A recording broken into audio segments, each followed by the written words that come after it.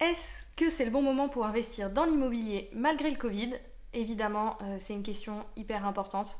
Alors je m'excuse d'avance, je vais toujours dire le Covid au masculin parce que je n'arrive pas à dire la Covid, enfin c'est pas du tout intuitif pour moi, donc désolé pour ceux que ça dérange. Évidemment, investir c'est déjà un grand pas, donc forcément on a envie de le faire au bon moment.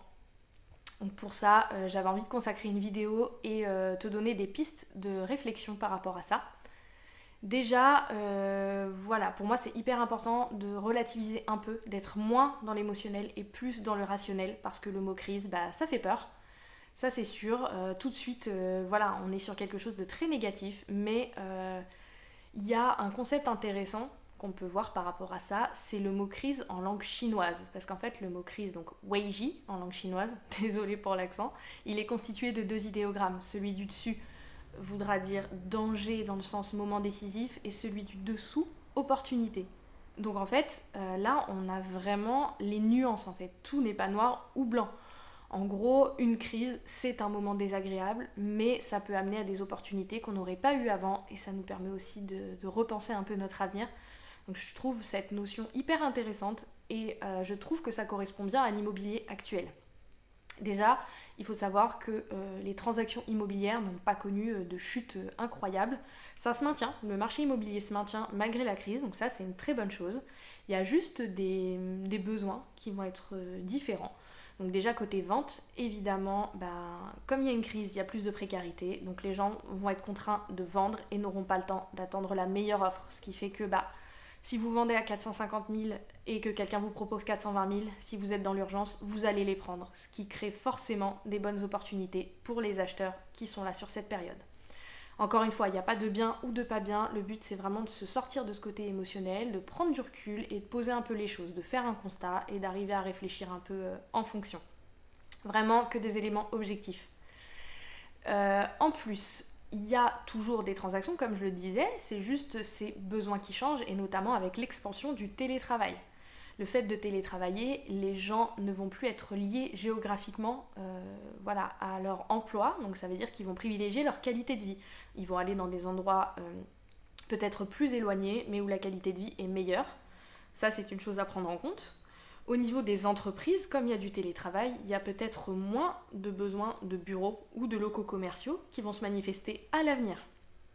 Au niveau des étudiants, avec les cours à distance et la précarité, parce que malheureusement les étudiants étaient déjà précaires avant et pour certains ça s'est probablement pas amélioré, là on va être vraiment sur des étudiants qui vont peut-être quitter leur colocation ou quitter leur logement faute de pouvoir le payer, ou tout simplement pour améliorer leur qualité de vie, retourner chez leurs parents, avoir un logement beaucoup plus grand, etc. Et enfin, il y a quand même un gros regain de l'achat de résidences secondaires, ce qui fait que, par exemple, des maisons qui ne se vendaient pas dans une ville moyenne vont peut-être aujourd'hui être un produit beaucoup plus intéressant parce que les gens se rabattent sur des villes plus petites et délaissent un peu les grandes métropoles. En prenant en compte toutes ces mutations, on se rend bien compte que, il y a toujours de l'achat, il y a toujours de la vente et on peut limiter les risques si on suit bien les évolutions et si on suit bien ces changements de paradigme. Il faut également garder en tête que se loger, c'est un besoin de base. En gros, si on reprend la pyramide de Maslow, dit la pyramide des besoins, c'est une pyramide qui est constituée de 5 strates. À la base de cette pyramide, il y a les besoins dits physiologiques, c'est-à-dire les besoins que l'être humain doit combler pour survivre. Avoir un toit, avoir un habitat fait partie de ses besoins physiologiques, c'est-à-dire que si ce besoin n'est pas comblé, l'être humain ne peut pas remplir les besoins des strates supérieures et atteindre l'accomplissement. De fait, investir dans l'immobilier, même en temps de crise, c'est un risque qui reste modéré parce que les gens auront toujours besoin de se loger. Et peut-être même encore plus maintenant avec le Covid où on a ces confinements, sur toute une partie de la journée. Enfin, et pas des moindres, il n'y a pas de moment idéal. Attendre le moment opportun, c'est bien par rapport à sa situation, par rapport à la situation économique. Prendre des éléments objectifs et peser le pour et le contre pour se lancer, c'est une bonne chose et il faut le faire. Par contre, attendre le moment dit idéal où tout sera aligné, etc., ça n'existe pas.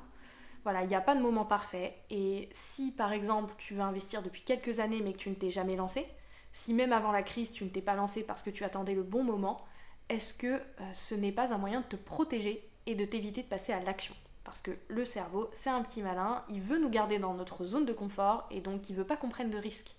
Peut-être que c'est ton cas, et parfois ça explique qu'on n'arrive pas à passer à l'action, même quand on a une réelle envie d'investir.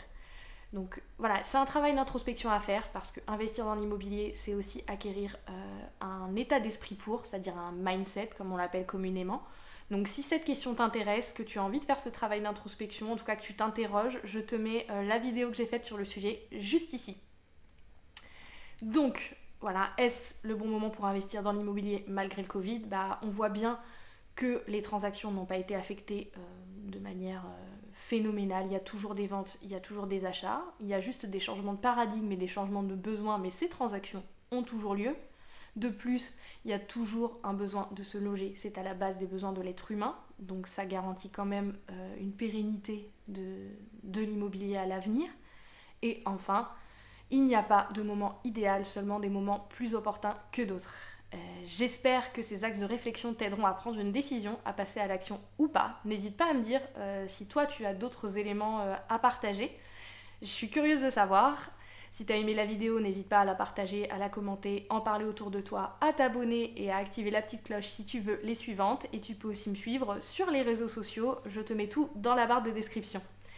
Je te dis à bientôt et prends soin de toi.